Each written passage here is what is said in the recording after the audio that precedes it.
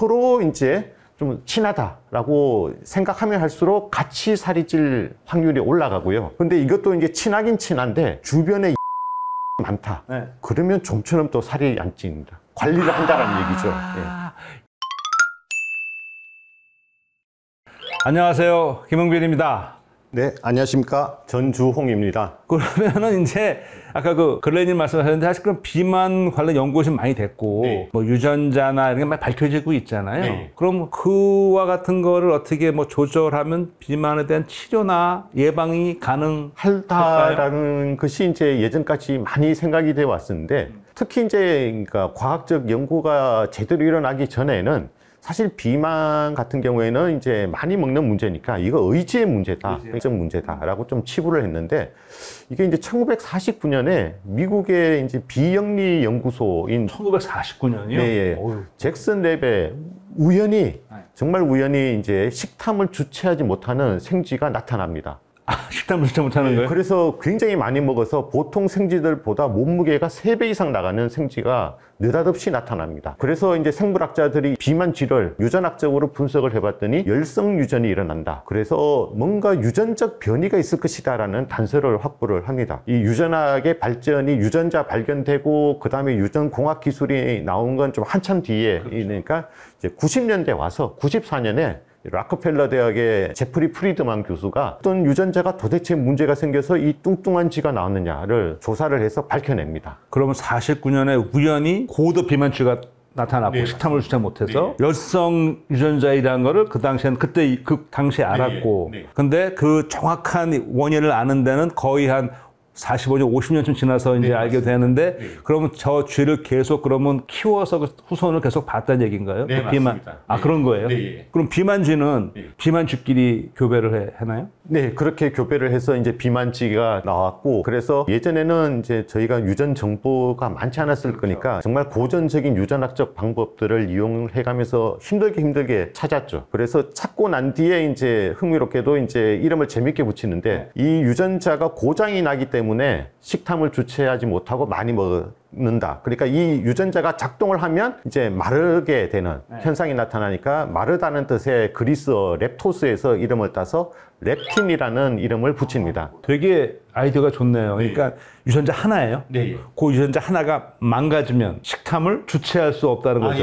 온전히 작동을 해야 식탐을 억제할 수 있고. 근데 유전자 하나로. 그래서 이제 이게 나오니까 이제 굉장히 센세이션 했던 거죠. 당시에 미국이나 전 세계적으로 비만 인구가 확 늘어나고 있었는데 생각보다 비만 치료가 굉장히 간단할 수 있구나. 렙틴을 우리 몸에 좀 잘 보충을 해주면 비만이 치료될 수 있구나. 그러면 마음 놓고 먹고 렙틴을 주사를 해서 쉽게 치료가 되는 이런 생각들을 하게 됐는데 기대가 크면 실망도 큰 법인데 정말 고도 비만 환자들을 좀 조사를 해보니까 사람한테서는 렙틴 유전자의 돌연 변이가 거의 나타나질 않았고 실제로 고도 비만 환자들한테 렙틴을 주사를 하더라도 반응이 거의 없었습니다. 그 말은 이제 유전적으로 결정이 되는 부분이 있더라도 우리가 역시 모르는 게 너무 많고 많은 부분들을 더 연구를 해야 된다는 걸 얘기해주고 있습니다. 그러니까 쥐에서는 저 렙틴 유전자 하나로 비만을 어느 정도 설명을 썼는데 네. 사람으로 오게 되면 네. 훨씬 더 복잡해지는 거죠. 네. 극소수의 이제 사람들은 렙틴 유전자 돌연변이 때문에 비만이 생겼는데 거의 대부분의 이제 고도 비만인 사람들은 렙틴 유전자하고 관계없이 네. 근데 그 비만이라는 게 우리나라도 이제 많이 문제가 되고 있는데 유전적으로 어느 정도 더 비만이 잘 될 수 있는 성향을 가진 사람이 분명히 있겠네요. 있을 것 같습니다. 그러면 어떤 유전자를 갖고 있으면 더 비만에 취약하다 그런 게 밝혀진 게 있나요? 그러니까 유전체 연구를 통해서 이야기거리들은 나오고 있는데 아직까지도 결정적으로 뭐 이런 유전형이 굉장히 중요하다. 뭐 이런 건 아니고 이제 사람 같은 경우에는 더더군다나 굉장히 많은 유전자가 협동을 해서 뭔가 표현형을 만들어내기 때문에 고도의 복잡한 이런 부분이라서 아직 좀 제대로 이해하기에는 좀 갈 길이 먼 것 같습니다. 제가 또 하나 질문 드려도 될까요? 아까 소개하실 때 이제 암 연구를 하신다고 했는데 사실 암도 정확히 원인 하나로 되는 것보다는 굉장히 복합적인 요인이 많잖아요. 뭐 유전적인 요인, 환경적인 요인, 뭐 스트레스 많은데 암하고 지금 비만하고 지금 연구 수준이 어느 게 더 많이 알아요? 제가 느끼기에는 그래도 암이 조금 더 많이 암을 더 많이 예, 알지 않을까? 왜냐 그러면 암 생물학이 여러 이제 분석 기술이나 탐구 기술을 좀 선도해가는 성향들이 좀 있기 때문에 예, 그래서 대사 질환과 관련된 것들은 이제 암 질환에서 연구된 여러 기술들이 좀 응용되는 면들이 강한 것 같습니다. 우리가 이제 건강검진 가면 주요 암들의 바이오마커 생물 표시가 있잖아요. 혹시 그러면 비만도 이미 고도 비만 되기 전에 미리 이거 좀 지금 조심하지 않으면 이거 안 돼요. 그런 거 가능할까요? 아직까지도 사실은 이제 비만과 비만이 아닌 것을 명쾌하게 나눌 수 있는 기준이 좀 마땅치 않고요. 암은 사실 이게 명쾌한 게 유전 질환이죠. 유전자의 돌연변이 때문에 일어나는 것이지 유전자의 돌연변이 없이 암이 생기진 않기 때문에 유전자의 돌연변이만 찾으면 되는데 비만은 유전자로 설명할 수 있는 부분이 아직까지는 좀 미비한 상황이거든요. 그러니까 이제 한 식구를 보더라도 식생활 습관에 따라서 비만일 수도 있고 마를 수도 있고 이런 부분들도 있고요. 또 하나 이제 2007년에 그 의학 분야에서 굉장히 유명한 저널인데 뉴 잉글랜드 저널 오브 메디슨 여기에 굉장히 흥미로운 논문 하나가 실리는데 1971년부터 2003년까지 32년 동안 12,000명 정도를 추적 관찰을 합니다. 엄청난 일인데 12,000명을 예. 32년간? 예. 근데 그냥 단순히 추적 관찰을 하는 게 아니라 처음부터 사회 관계망, 그러니까 소셜 네트워크를 파악을 하면서 관찰을 합니다. 32년이면은 처음 몇 살 때부터 저걸 보기 시작하는 거예요? 10대 중반부터. 예, 그러니까 이제 비만이 나타나기 바로 전 단계에서부터 12,000명 이상을 소셜 네트워크를 기반으로 추적을 해서 봤더니 10대 때는 이제 비만하기 전이니까 조금 지나면 이제 비만한 친구들이 좀 나타나겠죠.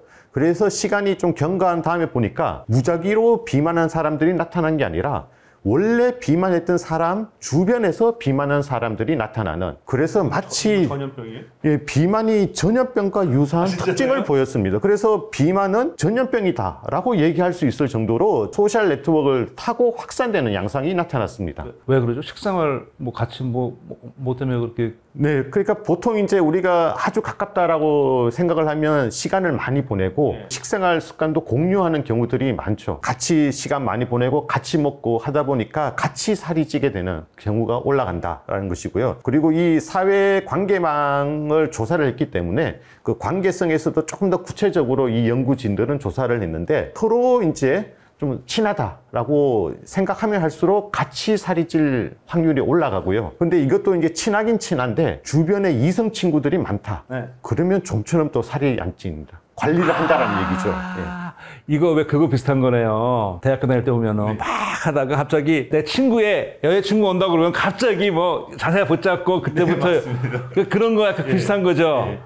교양 있는 척도 하고 점잖은 척도 하고. 네. 이성이 되게 중요한 거예요. 건전한 연애 되게 중요한 거네요. 네, 맞습니다.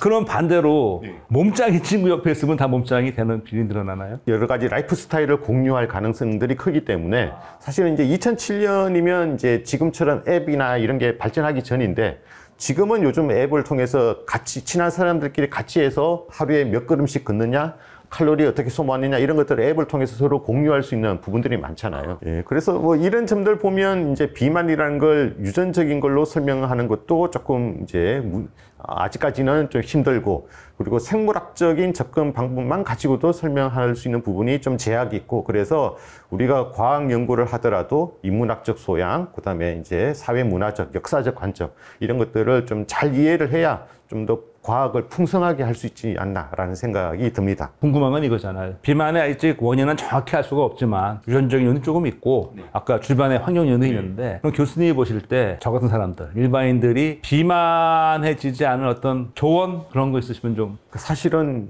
적게 먹고 많이 움직여라. 이거보다 뛰어난 게 있을까? 그러니까 지금은 여러 가지 비만 치료제들이 많이 개발되고 있지만은 사실 예전부터 내려오는 조금 적게 먹고 많이 움직여라. 이거보다 더 뛰어난 게 있을까라는 좀 생각도 들고요. 특히 우리는 좀 씻은 듯이 나았다. 이런 거 굉장히 선호하기 때문에 약 하나 먹고 그냥 그 다음날 싹 날씬해지길 원하는 이런 게 있지만은 물리 법칙이나 뭐 생물 법칙이 그렇게 작동되진 않기 때문에 조금 더 이제 고민이 좀 필요하지 않나라는 생각이 듭니다. 행복합니다.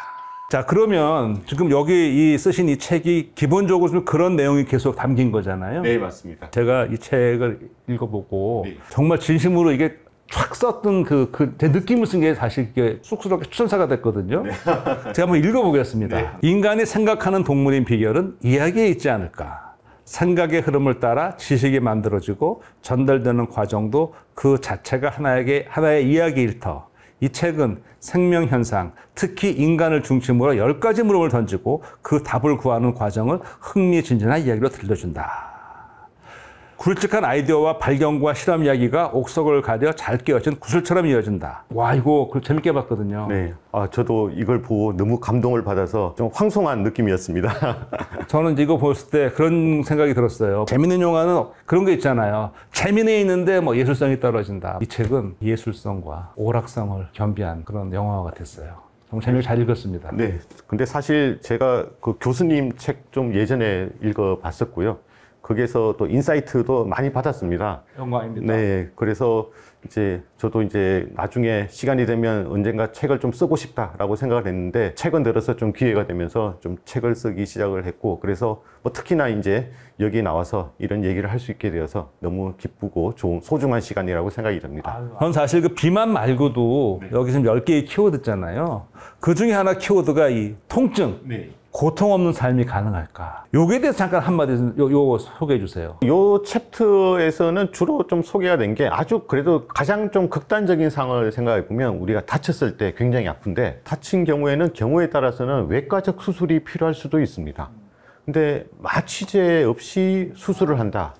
상상하기 힘들죠.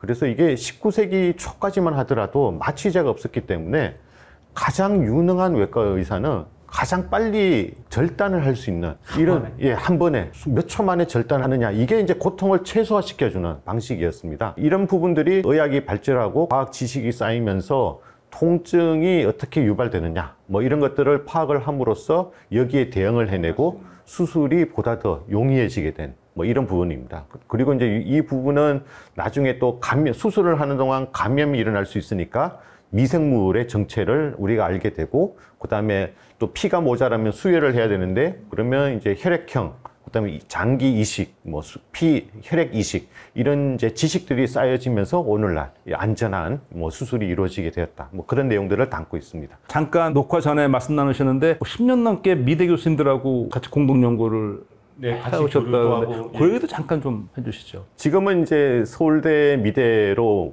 오셨는데 김정한 교수님이라는 분하고도 좀 같이 작업들을 했었고요. 그다음에 미술사를 전공하신 이제 한국외국어대학의 최병진 교수님하고도 뭐 논문도 좀 같이 쓰기도 하고 그랬었습니다. 그래서 저는 이제 만약 과학에 예술적인 요소 또는 문학적 요소 또는 역사 문화적인 요소가 없어진다면 이 사막과 같지 않을까라는 생각이 듭니다. 그래서 이런 요소들을 이제 보통 이제 연구하시는 분들이나 아니면 과학에 관심 있는 분들도 이런 것들을 좀 간과하기 쉬운데 이런 것들을 잘 뽑아내서 이게 생각보다 중요하고 특히나 이제 우리는 좀 탈추격, 그러니까 우리는 늘 추격형 체제만 살아왔는데 좀 탈추격형 체제로 전환하는데 이런 소양이 좀 필요하지 않을까라는 생각이 들어서 계속해서 한번 고민해보고 또 기회가 된다면은 또 책으로 또 많은 분들 만나 뵙고 싶습니다. 짧은 시간이지만 아주 흥미로운 얘기 들었고 더 흥미로운 얘기가 역사가 묻고 생명과학이 답하다에 다 들어있는 것이죠. 네, 감사합니다. 하여튼 오늘 이렇게 바쁘신 중에 발걸음해 주셔서 감사드리고요. 제가 꾸준히 응원하겠습니다. 마지막으로 좋아요, 댓글, 알림, 구독 부탁드립니다. 오늘의 응생물학이었습니다. 고맙습니다. 감사합니다.